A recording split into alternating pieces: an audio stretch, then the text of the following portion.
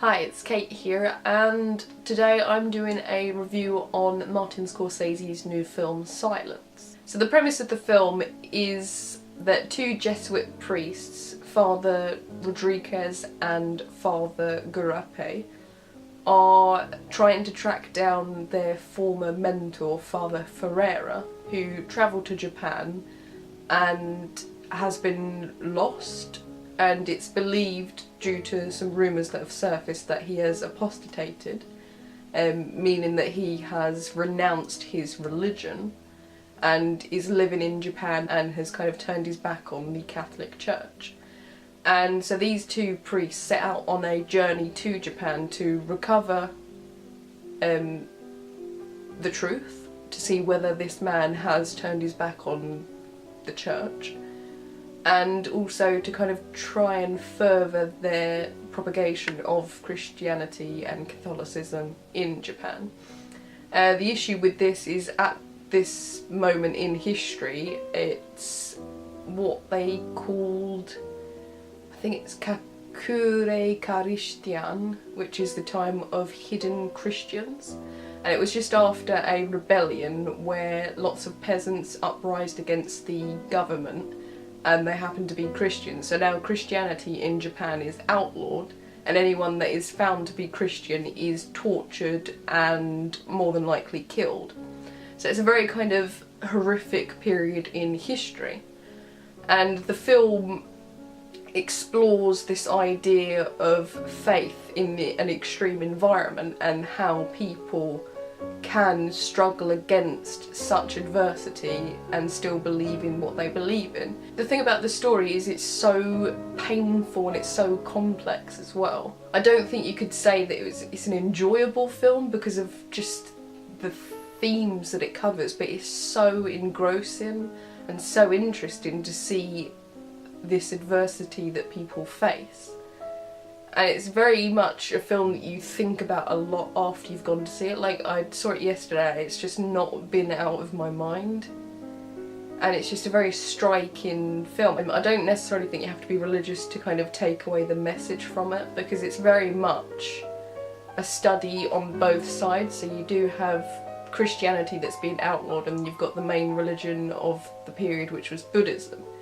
And there was a study of both of them, and while I do feel like it was more leaning towards Christianity and making that seem as a stronger belief system, but there was a really interesting conversation between Father Rodriguez, played by Andrew Garfield, and by the interpreter, played by Asano Tadaburo, who was utterly brilliant in this film.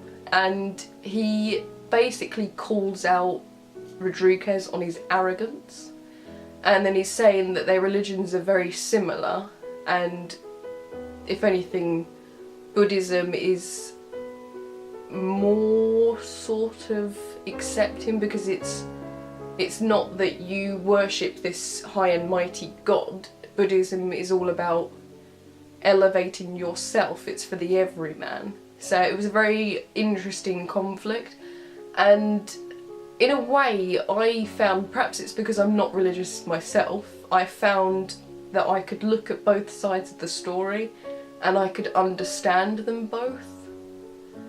Like, when you look at it from the Japanese side of it, this religion is totally foreign to their country. It's taken away from their traditional beliefs, and it's spread in something that is very much westernised. And so in that respect you can kind of understand the disagreement of them not wanting it to come into their country, but definitely they went around it in the wrong way. Because, like, torturing people, burning them, and horrible crazy stuff that ensues in the film is not the right way to go about it. I'm just rambling now, really, aren't I? One thing that has to be noted is that this film looks stunning. And it's so cleverly shot as well. Like, throughout the night scenes, you've got all this fog that descends over the characters as they're travelling through a forbidden land. It's very symbolic of their journey. So these two priests are coming to a land where they shouldn't be. And through this exploration of this foreign land, they are doubting themselves. And so the fog is like their mind and their thoughts towards their own religion. It's all very kind of hazy. They don't really know what they're thinking right now. Like the main character in the film, Father Rodriguez, he goes through moments of full-on belief and then he's suddenly doubting himself. Like there's one quote which I think is so brilliant. It's, "I pray but I am lost. Am I just praying to silence?" And this is what the whole film is really about. Is about the fact that there is a silent entity, which is God, but these people believe in it anyway. And so then he is kind of, through the hardship and the turmoil that he's experiencing, wondering why he is suffering so much, yet God is silent. And is this really a belief system that he should be continuing? Because there's nothing coming back to him. Another thing I found quite fascinating in the film was this whole Jesus-Judas storyline that was going on. So throughout the film there is a character called Kichichiro who is such a frustrating but interesting, like really interesting character. In a way it sort of portrays Kichichiro as a Judas figure, and then as a counterbalance of that, Rodriguez becomes like Jesus, which, if anything, Rodriguez in his arrogance does quite often compare himself to Jesus. So you kind of question his motives and how holy he really is. And so then he is betrayed by Kichichiro, who sold him out to the authorities for some coin.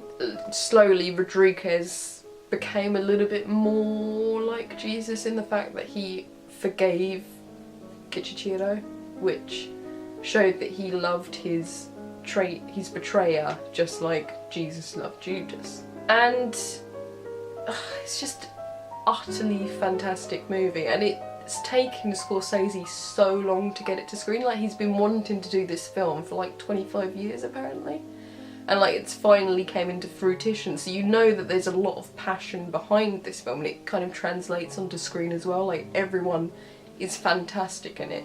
It's brilliant, and it's a very hard film to watch as well, but it's definitely worthwhile watching. Yeah, so overall I would say that I would give this film 4 out of 5 stars. Catch you later.